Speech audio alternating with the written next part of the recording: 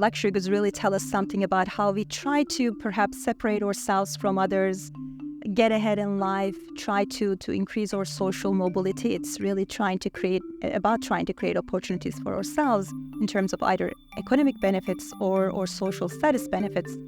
Welcome to The Ripple Effect, the podcast that takes you on a journey through the minds of Wharton faculty. I'm your host, Dan Loney, and in each episode, we'll be diving deep into the inspiration behind the groundbreaking research that Wharton professors have conducted and exploring how their findings resonate with the world today.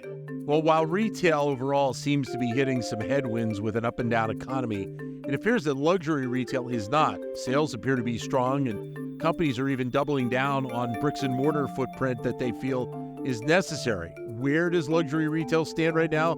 With more on that, pleasure to be joined by Pinar Yildirim, who is an associate professor of marketing here at the Wharton School. Pinar, great to talk to you. How have you been? I've been great, Dan. Thanks for having me. Thank you. And so the where we stand with luxury retail right now, it seems like there's a lot of interest about this from the public, from the consumer right now. What do you think is driving this want around luxury retail at the moment? In my opinion, there's no better way to understand individual psychology or consumer psychology than luxury goods. Luxury goods on the surface might seem like a superfluous way of spending your money or simply money burning, but it really gets to how we want to see ourselves and how we want others to see ourselves. It's really about signaling certain qualities or certain characteristics about ourselves to ourselves. Again, it's signaling to ourselves to some extent. At the same time, it's signaling to others. It's a way of trying to consume goods in a way that makes us feel like we belong to a class, have some kind of status, and at the same time make it clear to others or try to communicate to others that we belong to a certain class. So it's a really meaningful way of trying to understand individuals and society through the consumption lens. And I know you and I have talked in the past about the element, to a degree, of there being an aspirational element to luxury retail as well. Absolutely. So this is nothing new in the sense that we have, of course, for centuries, we wanted to signal certain things about ourselves or the desire to belong to a certain class, whether this is an elite class, whether this is an aristocratic class. People always wanted to signal certain things about themselves. In the past, this was achieved mostly through materialistic consumption because that's what the elite had. They had the resources, they had the money. Thorsten Veblen had observed that the elite, the rich, actually do spend their money, their resources in terms of time as well, in a very leisurely way to be able to signal certain things about themselves. And they do it in a way that is very hard for others to replicate or very costly for others to replicate. Now, that used to be the way of living. That used to be how we signaled certain things about ourselves or desire to signal that we belong to that class, perhaps with the objective of attaining further social mobility. But with the changes in society and the changes in economics, we see now that consumers are no longer relying on very highly materialistic ways of trying to signal their qualities. They are moving on to other dimensions.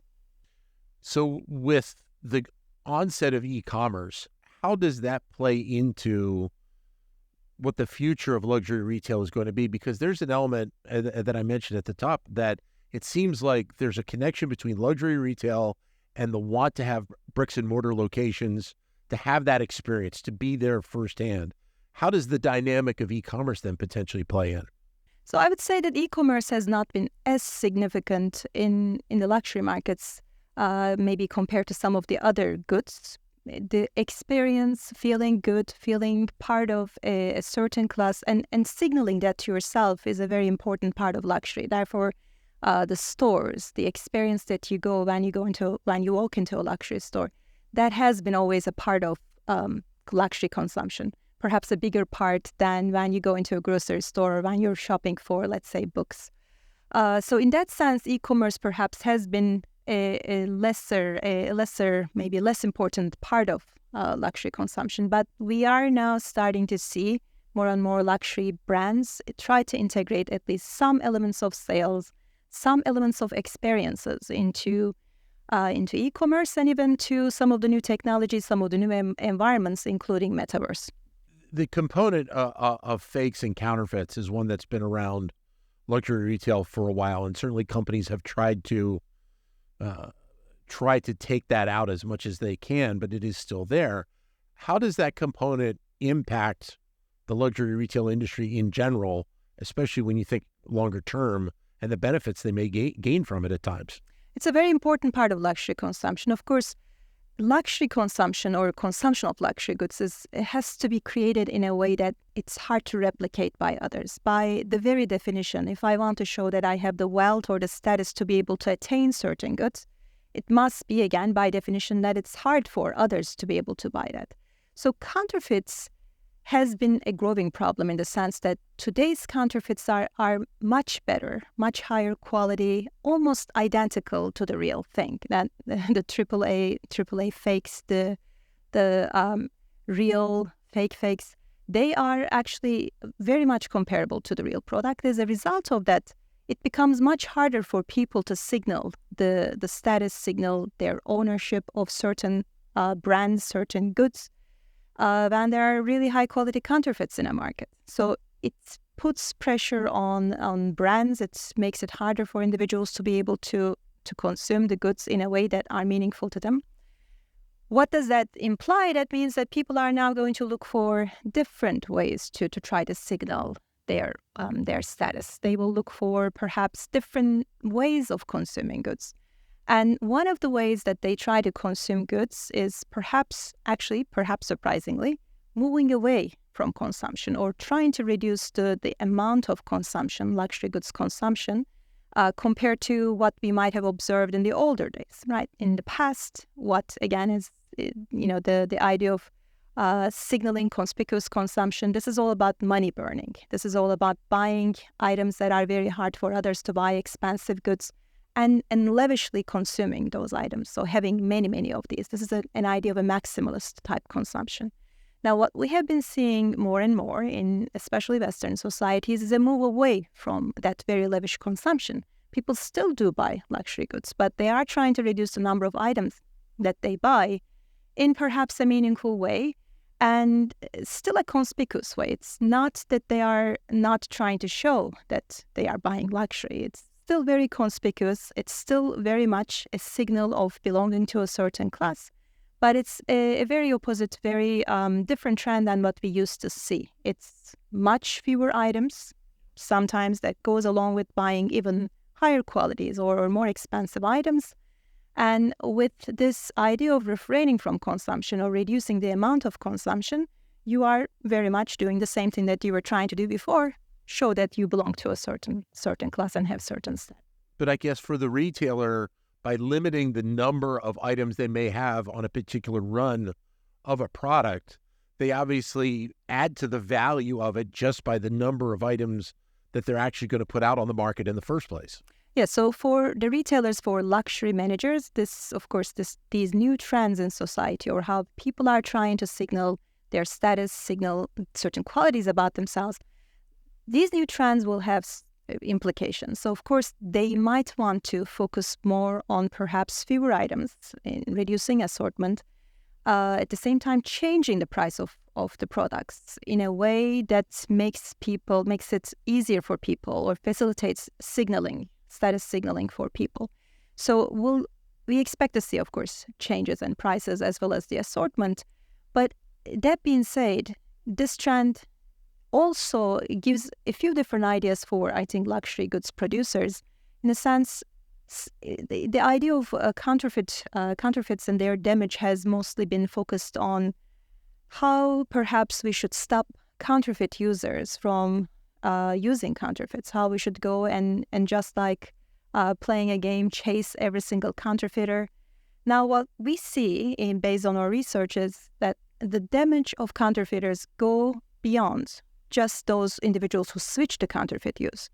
The behaviors, the habits, the consumption patterns of consumers who purely consume luxury goods is also changing. So if that's the case, a luxury manager has to think even beyond the consumers who consume a counterfeit. We need to think about how those who never consume counterfeits are changing their behaviors and their signaling and their consumption patterns as well. How much do luxury retailers in the scope of all of this going on also have to be wary of the brand itself, because the brand, whatever it is, has an innate value, and in many cases a higher value than some other brands. And by that not necessarily direct connection with counterfeiters, there can be a negative impact on the brand as well, correct? Absolutely, yes. So when there's a counterfeiter in the market, and when that counterfeiter is simply replicating your product to a very, very high quality degree and produces an identical product, it reduces potentially the value of your brand as well, because it reduces the ability of, again, people who buy the real thing to show that they belong to a certain class or have certain status. What do you think are the areas that luxury retail focuses on as we move forward here, knowing where we are kind of as consumers looking for these products as we move ahead? So I think minimalism is a big growing trend. It seems like this becomes a more meaningful consumption from the lens of the consumers. They seem to want to consume perhaps fewer items in a more meaningful way, more conscious way. This also goes along with the trends of sustainability or becoming anti-consumerist. That's one of the trends, and we see brands, I think, paying attention to these new trends. A second thing, we have as a society moved away from trying to signal values or trying to attain social status, chase social status and social mobility through materialism, right? We have moved away as a society from becoming this very production, manufacturing-oriented culture to a much more service economy-oriented population society.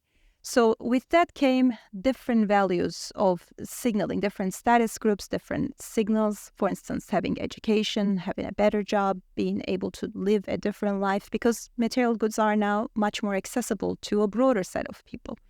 So people are paying attention to, again, signaling cultural assets, their cultural capital. They are paying attention to showing that they know certain things. They are much more knowledgeable about the quality of goods. And that sometimes also turns into what we refer to as quiet luxury. So what does that mean? That means that a brand with a big logo, producing a big logo product is perhaps less preferable to those consumers, because I want to signal that I know something, and I may want to speak to other few individuals who know the same thing. So now the logos are smaller, and the brand names are perhaps much less visible. And that's another trend. We see this, and an industry executive actually told me at some point that this is a very important way that people tend to signal to themselves the quality and their own values. For example, this person mentioned that women typically who are going through their careers, when they first start the career, they have a big job, they get this sort of achieve this first step in their life, and they will go and buy a handbag that has the logo, like this big visible logo. But as they move further in their career and they become more and more successful, at some point when they get to that milestone achievement, they will go and buy a follow-up handbag, and that handbag will be, again, much more of a quiet luxury that will be much less visible, because the type of people that they may want to signal that they've achieved something is a different group than when they started out, or they have a desire to signal certain achievements to themselves. So this idea of quiet luxury and how consumers move, how they change their patterns of consumption throughout their life, throughout their consumer life cycle, is also a very interesting and an important pattern for managers to understand. So it also has to impact, doesn't it, the companies themselves when you're thinking about all these components going on and the message that they are trying to send out about these products, the marketing patterns that they are putting out into the public, and the different avenues that they're trying to reach the consumer as well. Absolutely. So if you think of this as segmentation, you may want to focus on different consumer segments. The consumer who's looking for quiet luxury, or the consumer who's after minimalism, is going to be a different consumer, or in terms of their luxury consumption life cycle, they will be at a different place compared to someone who's looking for the big logo item or the more sort of easily visible, conspicuous items. These are, I would say, two important trends One other important trend is, again, as we move away from materialism or consumption of material goods, we are seeking experiences. We are moving towards experiences. People are thinking that experiences are scarce and they are more valuable in some ways to them in terms of consumption value. So with that, we also see many luxury brands turn to experiences. Some luxury brands are opening restaurants. Some luxury brands are focusing on curating holidays or experiences for individuals.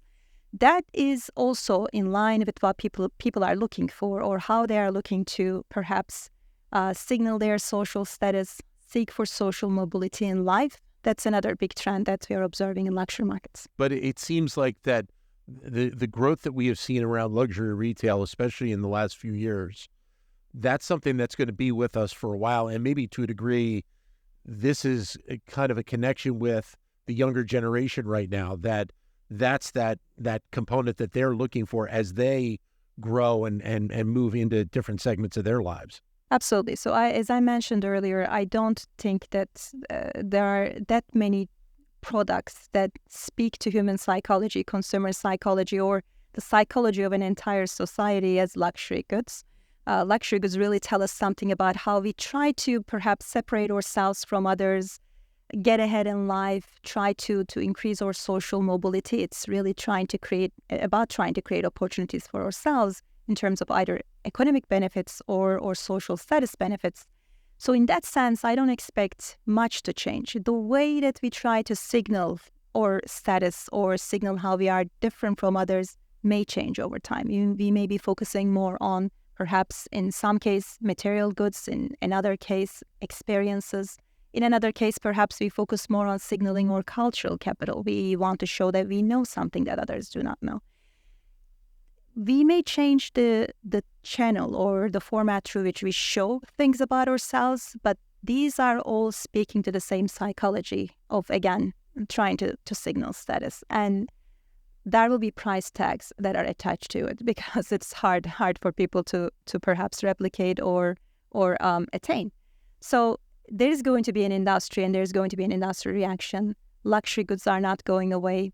As we have a bigger growing middle class in developing countries, the need for perhaps, again, luxury goods will continue to grow, and we'll continue to see signaling in one way or another. So we talk a lot about this in the scope of the United States, but you just opened the door to the larger discussion of how this kind of aspirational mindset plays out in other countries around the globe. And it's very similar to what we see here in the United States. So there are some parallels and some differences. So we have seen a number of countries, especially in Asia, grow dramatically in luxury consumption. And this has something to do with the growing middle class, growing number of individuals who now have the means to be able to signal something, and the growing society or changing society where people want to show that they are different than others or show that they belong to a certain class. So these elements, I think, these human psychology or the potential benefits of why you may want to engage in luxury consumption are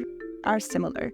But the means through which, whether it's these two trends, for instance, maximalist, going out the whole way, burning money, I think some of the new markets or growing markets are still going through this phase as opposed to minimalism. And they will probably move towards minimalism as, again, these countries continue to become, maybe moving away from manufacturing to services, or start valuing some of the other hard-to-achieve qualities that may relate to education, that may relate to having certain careers. So we'll see these changes probably in these countries, in these markets as well. Pinar, great to talk to you again. Thanks very much. Thank you so much for having me. You got it. Pinar Yildirim, Associate Professor of Marketing here at the Wharton School. Thank you for listening to The Ripple Effect. We hope you found this episode informative and engaging. Don't forget to subscribe and leave us a review so that we can continue to bring you the best insight from the Wharton School.